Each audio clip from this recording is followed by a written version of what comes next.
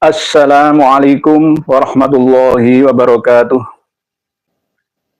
Para pemirsa dan pendengar sekalian, saudara-saudariku semuanya yang berbahagia, merubah cagar budaya yang dilindungi oleh negara.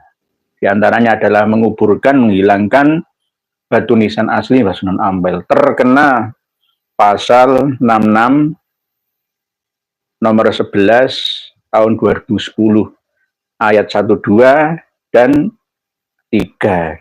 Di situ tertulis bahwa orang yang sengaja merusak cagar budaya, maka dia akan kena penjara kurungan minimal 1 tahun, maksimal 15 tahun. Atau denda minimal 500 juta, maksimal 5 miliar. Jadi tolong kembalikan lagi batu nisan Sunan Ampel yang asli. Karena di situ terekam memori sejarah bangsa ini, umat Islam ini khususnya.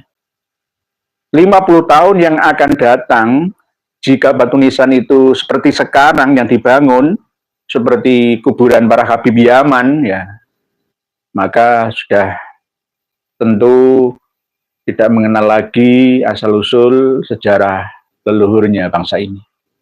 Alias leluhurnya adalah bangsa Yaman, bangsa Hadrami, bangsa-bangsa yang gemar membelokkan sejarah di Nusantara kita ini. Oleh sebab itu nanti semua makam-makam Wali Songo dan makam-makam para wali Nuswantoro, kalau ada khol-khol maka jangan libatkan habaib Ba'alawi, karena isinya adalah doktrinisasi, isinya adalah merubah sejarah ini. Dengan kitab saktinya Samsul Dohiroh, Hidmatul Ashiroh, mencoba mendekte sejarah yang ada di Indonesia. Rabito Alawiyah itu berdiri tahun berapa? Sebelum 1928 bulan Desember. Itu nggak ada yang namanya Rabito Alawiyah berdiri resmi, itu nggak ada. Yang ada hanya Ba'alawi dan non-Ba'alawi. Ba'alawi dan Al-Irsyad. Karena memang kedatangan mereka ke Indonesia ini sejak ditemukannya mesin kapal uap secara besar-besaran 1880 itu yang paling besar-besaran. 1850, 1890 sampai 1942. Itu. Jadi sebelumnya itu yang datang adalah pedagang. Ya dakwah tapi nggak seberapa. Termasuk generasi pertama diantaranya adalah Habib Hussein Al-Qadri di Kesultanan Mawah Kalimantan Barat, lalu mendirikan Kesultanan Pontianak, dan juga sebagian besar juga mendirikan kesultanan-kesultanan yang ada di Aceh. Itu juga campuran, ada yang berasal dari Hadrami. Lah, tiba-tiba setelah Belanda berkuasa lama mendekte kita, semua diba'alawikan, bahwa Wali Songo yang datang di abad ke-15 Masehi, ya, itu semua diakui sebagai Ba'alawi. Padahal itu adalah merubah sejarah kita yang asli. Mana buktinya? Kita semua menyimpan manuskrip yang tidak dirampas oleh penjajah Belanda dulu. Duriyah Wali Songo itu masih ada, tapi nggak menampakkan dirinya, nggak mengaku-ngaku sebagai keturunan Kanjeng Nabi kita.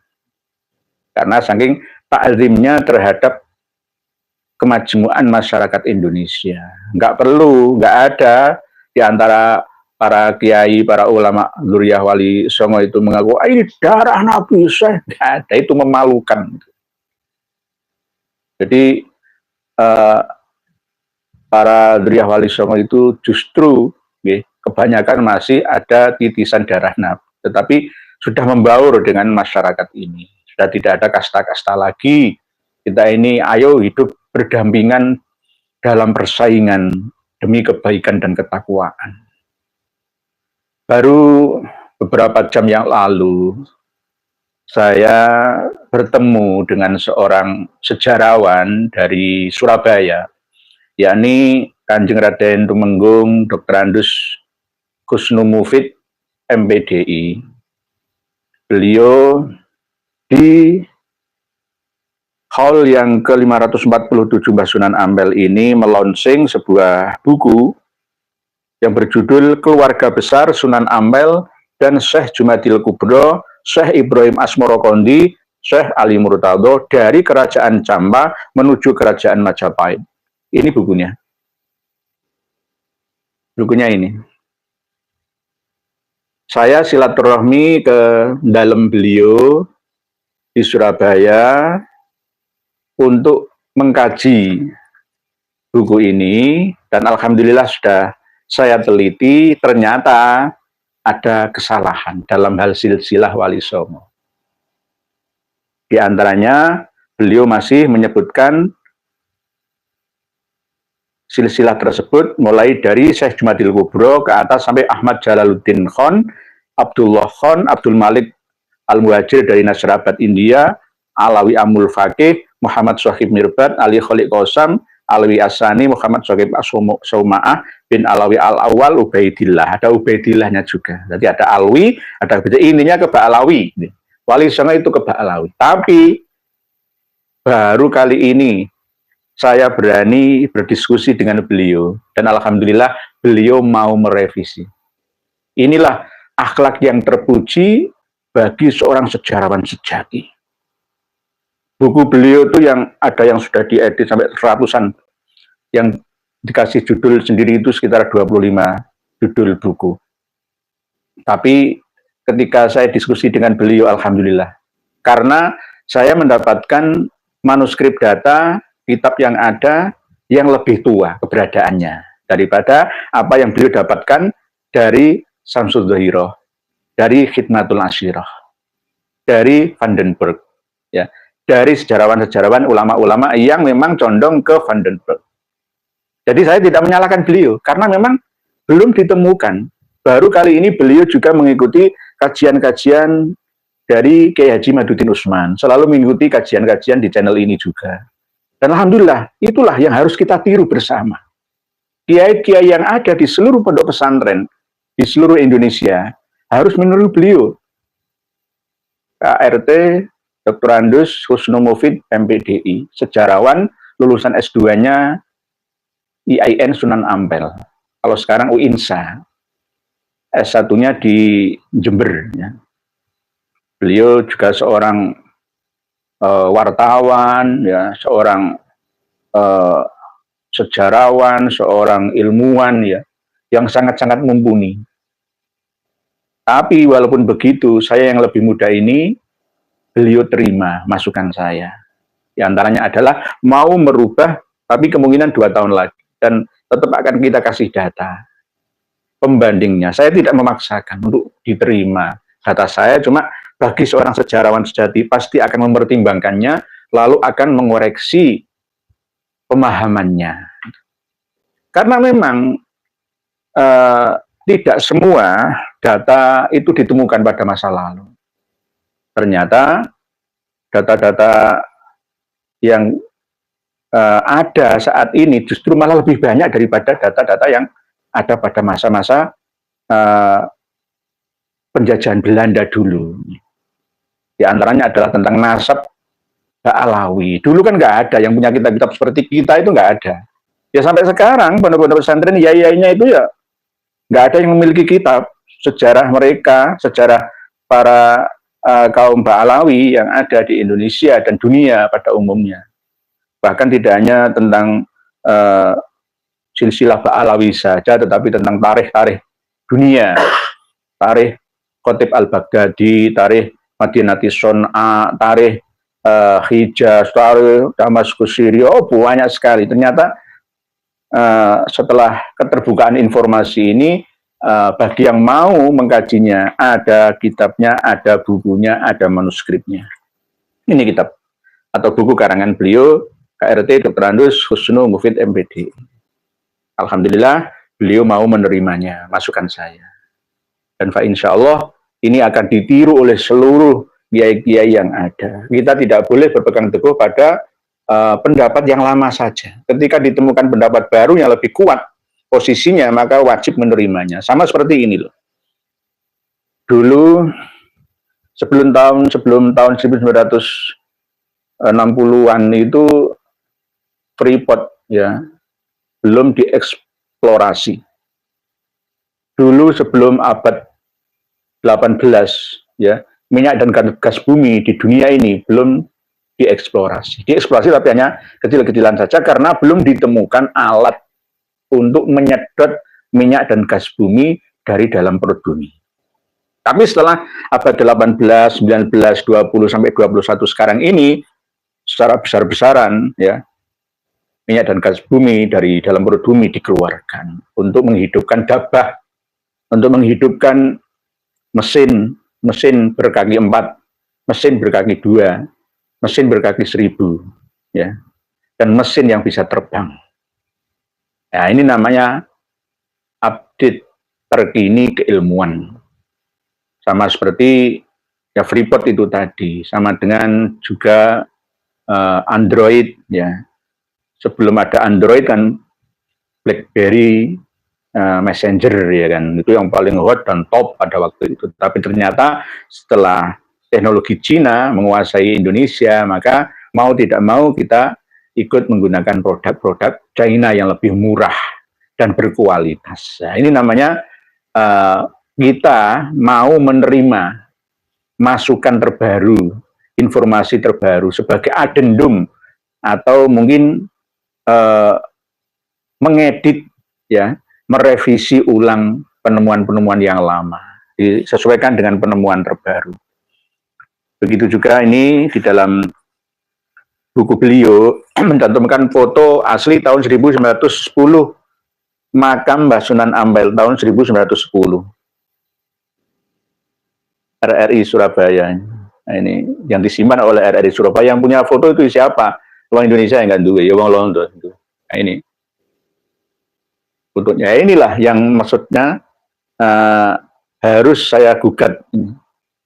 Batu nisan ini mengandung file-file sejarah, bukti sejarah untuk masa generasi kita yang akan datang. Kalau ini dihilangkan sama dengan menghilangkan sejarah.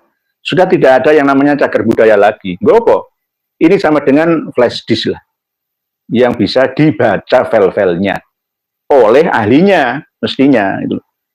Kok tiba-tiba dikuburkan, ditutup dengan batu nisan yang tinggi menjulang kayak gitu, dan selalu ya, ini dihiasi. Ini yang terbaru. Oh, ini bunga-bungaan itu. Nanti hallnya juga sama seperti hallnya orang-orang Hadramaut sana, orang-orang Tarim sana. Gitu.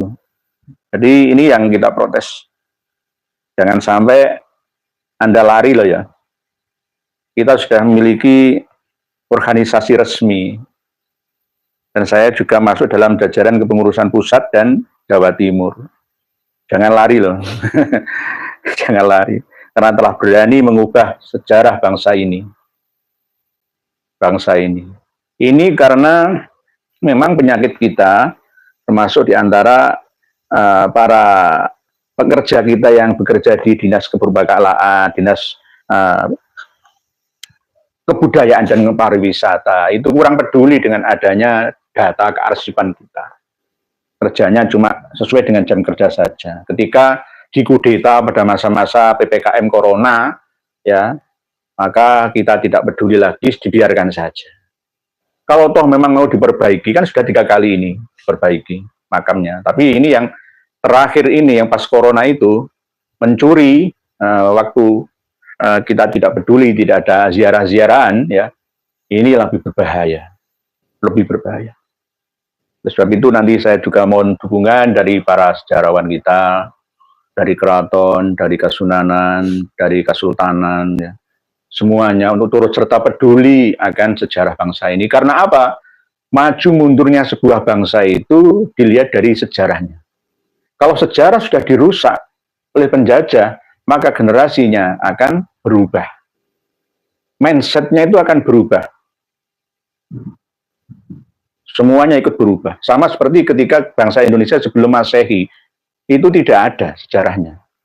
Baru dimulai sejak tahun 68 Masehi. Jadi seakan-akan sebelum Masehi itu di Nusantara ini tidak ada sejarahnya. Padahal itu keliru besar. Candi Borobudur itu 7.250 tahun sebelum Masehi. Baru saja yang saya menemukan. Nanti akan saya bukaan di hadapan panjenengan semua. 7.250 tahun sebelum Masehi itu sudah ada Buana Cakapala di Muntilan Magelang itu, Candi Borobudur, Borobudur. Ya. Jadi bangsa Indonesia ini bangsa besar, tapi kenapa bisa lama dijajah oleh Walondo yang bangsa kecil? Apalagi masalah spiritual agama kita juga diacak-acak, diadu domba oleh kaum Ba'alawi sampai sekarang, padahal kita ini bangsa yang besar. Kenapa? Karena kita ini nggak mau bersatu dalam kebaikan, selalu mau diadu domba satu sama lainnya. Karena apa? Ini sudah saatnya kita bangkit untuk maju, kiamat bangkit, kiamat artinya bangkit, lebih maju lagi. Karena apa? Bahaya nanti kalau kita tidak segera bergerak saat ini. Jangan lihatlah berita terkini, orang-orang Palestina yang sedang mengungsi di Rafah sana itu, rebutan bahan makanan, barang bantuan, ditembaki sama Israel, tentara Israel itu. Nembaknya ke atas, tapi peluru pospornya itu mengenai, ya mati 127, antri golek panganan loh, ditembaki. Hukum mana yang digunakan? Orang-orang Israel Yahudi itu sudah nggak punya aturan. Nah itu nanti kalau terjadi di Indonesia, sama seperti tahun 1965, 66, 67. Hot-hotnya 1965, 66. Di mana sesama anak bangsa ini saling bunuh satu sama lain. Gorok gerundung peristiwa PKI itu loh. Kita ini korban. Ada yang mengatakan 500.000 nyawa melayang. Justru sejarawan Inggris mengatakan hampir 2 juta nyawa melayang. Siapa yang jadi korban? Ba'alawi? Enggak. Anak bangsa kita sendiri. Korban perang dingin Soviet sama Amerika, Inggris. Tapi mengelabui seorang tokoh Ba'alawi yang bernama Al-Aidid, marga Ahmad Al-Aidid, lalu kita menjadi korbannya. Ini yang tidak kita inginkan. Mari kita belajar sejarah supaya ini tidak terulang. Masa kelam sejarah hitam bangsa kita harus kita hindarkan. Kita ini sebagai bangsa harus saling merangkul. Jangan dendam satu sama lain, apalagi saling membunuh. Dan nggak ada hukum sama sekali. Pada waktu itu, ya karena selain kepentingan politik juga ya korbannya rakyat kecil. Oleh sebab itu saya berpesan kepada pemimpin negeri ini, siapapun yang jadi presidennya, pikirkanlah rakyatmu, jangan partaimu, jangan golonganmu. Rakyat kita sudah saatnya untuk menikmati hasil dari titipan ilahi untuk seluruh rakyat ini. 276 juta penduduk kita ini harus makmur semuanya. Karena kita ini ibarat tidur di gudang makanan, perhiasan, semua berlimpah ruah. Tapi yang menikmati orang selain kita, orang di luar kita. Ya karena apa? Kita nggak mau bangkit. Sebab itu kita harus bangkit. Nah, alhamdulillah, beliau kembali lagi kepada Romo Kiai Haji Dr. Andes Kusnu Mufid. Saya alhamdulillah juga dikasih buku karangan beliau nanti untuk perbandingan ya. Para Sufi Manunggaling Kawula Gusti. Ini juga karya beliau. Di antaranya lagi ada buku Perjuangan Prabu Airlangga Raja Kerajaan Kauripan menuju zaman Kencono Rukmi Prabu Sri Adi Joyoboyo Rojo Kerajaan Panjalu. Ini juga banyak buku-bukunya. Pembabaran Syekh Subakir di Tanah Jawa dan ajarannya. Banyak.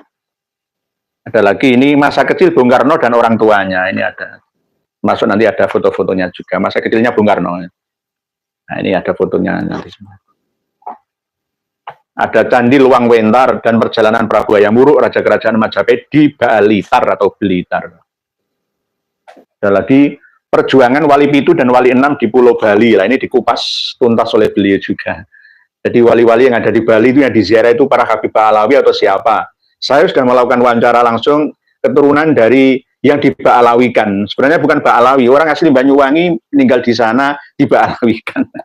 Nah ini Wali Pitu di Bali itu loh ya.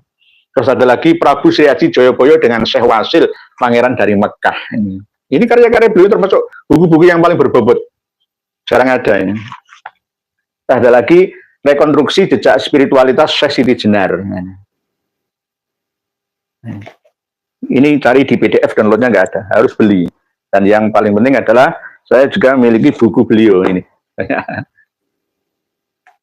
Keluarga besar Sunan Ampel dan Syekh Jumadil Kubro, Syekh Ibrahim Asmorokondi, Syekh Ali Murtado dari Kerajaan Campa menuju Kerajaan Majapahit.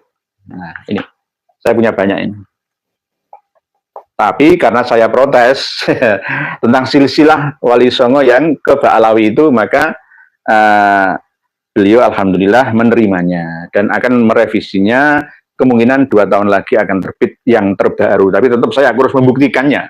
Manuskrip saya dari mana, semua silsilahnya Wali Songo itu kemana. Nanti insya Allah akan saya tunjukkan kepada beliau. Nah, inilah namanya sejarawan sejati. Tidak ada yang namanya finish dalam hal ilmu pengetahuan. Semuanya serba ada kemungkinan untuk bisa berubah dan bertambah. Nggak ada orang yang titik berhenti dalam hal tholabul ilmi, itu nggak ada. Jadi saya pun walaupun tidak sebagai penulis, tapi saya sebagai penelaah ya, dan juga sebagai pembelajar ya, maka tetap saya menghargai karya-karya orang lain seperti ini.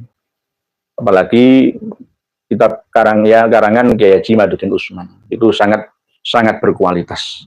Untuk abad ini anak-anak generasi putra putri lebih baik dipondokkan ke pondok pesantrennya Kiai Haji Madudin Usman di Banten, di Tangerang sana. Karena ulama yang mumpuni abad ini ya, termasuk diantaranya adalah beliau-beliau. Ini.